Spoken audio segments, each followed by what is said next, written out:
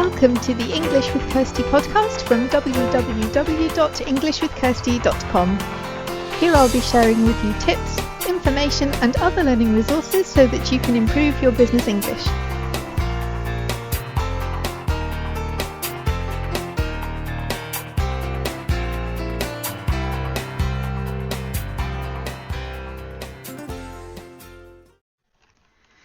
Welcome to episode 165 of the English with Kirsty podcast, and today I want to talk about the telephone. We often have episodes about the telephone, but specifically when you have to use another language on the telephone and when somebody calls with a request or a question that you didn't expect, because that can really throw people.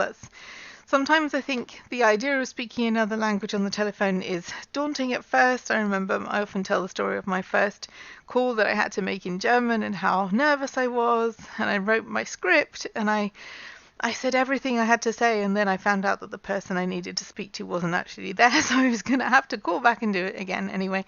But I think sometimes we get past this point and we think, okay, I know what people are going to be calling about. Most of these inquiries are the same, and it gets a bit more comfortable. People begin to relax, and then somebody comes with something that we didn't expect. And I think this can happen in our native language too. I remember when I started a new job and we were organizing events, so everybody was asking the same kind of thing. And then a guy called with a complaint about something that one of my colleagues had done in relation to the event.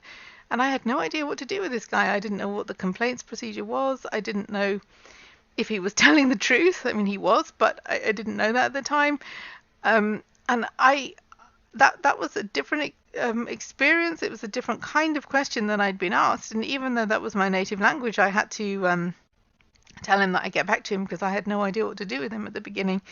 So it can happen in our native language too, but particularly when it's in another language, it can feel a bit daunting, like what do I do with this person, especially if you don't understand exactly what they want. The reason I'm talking about this is because it happened to me the other day. We had arranged to go for dinner, a group of people, and then the booking had to be changed because someone was working late. So we already had a booking and I had to call and change the time for the booking, make it a bit later, and that should have been okay. But the guy who answered the phone was expecting a booking, so he thought that I was calling to make a booking, and he started making this booking, asking for the details, writing it down in the book, but I didn't want a duplicate booking because then I would have had two bookings and I wouldn't have turned up for one of them. So I wanted him to change it, and he didn't quite get that.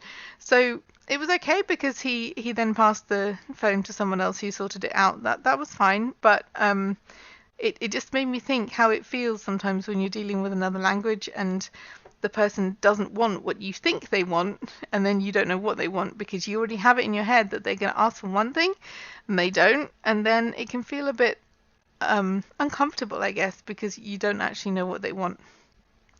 So this wasn't to make an example of this guy. I'm not going to say where it was because I think he was trying, but he just kind of ran away and gave the phone to somebody else. And that was okay. It can happen. And I know people have said in the past that they just kind of put the phone down on callers when they don't understand them. And I can understand how you feel when everything in you wants to run away from the situation, but that really for the customer is not a good experience. And he didn't do that, this particular guy. So that was a good thing. He did find someone who can help. But I think it's something to think about. So it's not the complete beginners who have never taken a call before. It's people, they feel comfortable taking the calls. They think they know what people are going to want. And then when this happens, when somebody wants something else, what do you do? And so I have a couple of answers to that question. One of the things you can do is to think about, either on your own or with a colleague, think about the kind of things that people are likely to be calling about, and just to have like a diagram or like a list. If this happens, do this. If this happens, do this. Because then you have an idea, okay, this is this type of call and they need this type of response. So that can help, either if it is not your native language, or even if you're in a new job. It's always good you'll never know all the reasons people could call you, but it's always good to have an idea about the types of calls you could get and what you're expected to do with them. Another thing you can do is to have somebody like this guy did. He got somebody to help. That's also an option, but it's not always possible if somebody isn't there to do that. So that really depends on the working setup you have. Another thing is you don't have to answer there and then. If you really don't know the answer, if you don't know what somebody wants, that's not going to work. But you could always ask them for their details and say that you or someone else will call them back. That gives you a bit of time if it's a new kind of inquiry, so you can find out what to do with it or what the answer is if you don't know, and it's better than keeping people waiting, because you're proactively calling them back and not just making them hang around for ages till you find the answer. Or if you really don't know what they want, then I guess you could still take their details and ask somebody to call back who will be able to find that out. But calling back is certainly a good idea if you need to find some extra information before you can help the person. Asking people to repeat themselves isn't always a bad thing. I think some of my learners think, oh, I can't ask the person to repeat themselves because that shows that I didn't understand what they said, and that's a reflection on my listening skills. But I ask people to repeat themselves all the time if it's not clear. It could be in the native language, you don't really think about it. Like if somebody's speaking in a loud place where you can't really understand them, or if somebody has an accent that we find more difficult to understand, it's perfectly okay to ask people to repeat themselves. And I think some non-native speakers are reluctant to do this because they think it reflects on them. But I think we all do it. If we didn't understand somebody, just ask them to say it again. It's not the end of the world. If you get to 2 or 3 or 4 times, then that possibly is more of a problem. But certainly once or even twice, it's, sometimes people call from very loud places or the connection really isn't good. So it's not always about people's language skills when we ask people to repeat themselves. And I think, again, speaking on the telephone is something that isn't like writing an email, because you can read an email 3 or 4 times if you don't understand what the person wants. And being on the phone, you have to be spontaneous, you have to be quick, you have to think about what you're going to say and what you're going to do. So I think one of the good things you can do is just to accept that you won't have all the answers. I like to be prepared. Certainly in new jobs, I like to know the kind of things that I'll be dealing with. And I feel good if I have like a list of possible answers or possible reasons why people might be calling. But at the end of the day, you'll never be able to anticipate everything. And so when you pick up that telephone, you don't really know who's going to be on the other end of it and what they're going to want.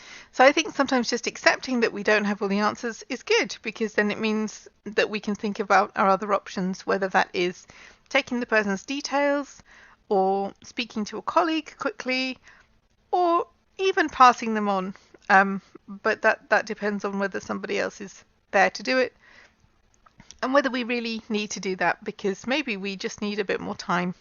So I wanted to use that real life experience because it was something that actually happened.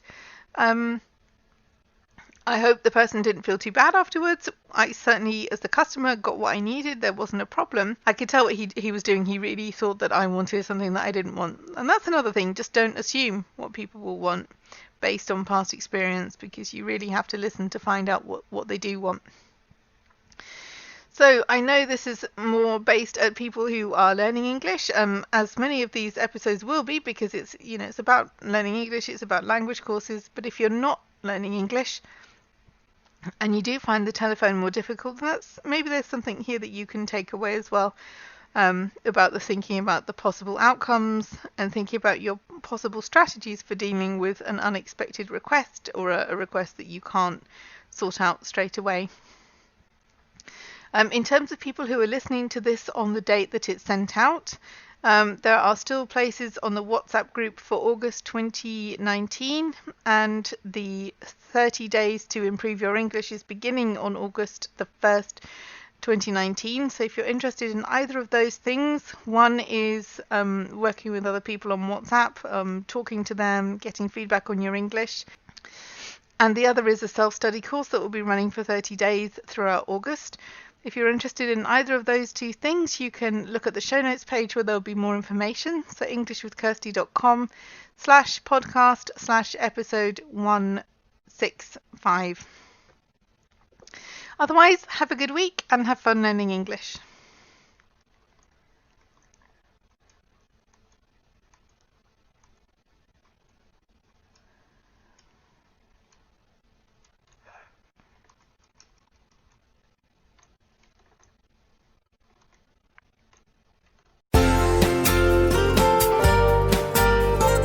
I hope you enjoyed this episode of the English with Kirsty podcast. If you have any questions or comments, my email address is kirsty@englishwithkirsty.com, or you can go to www.englishwithkirsty.com/podcast, where you'll find information about the individual episodes.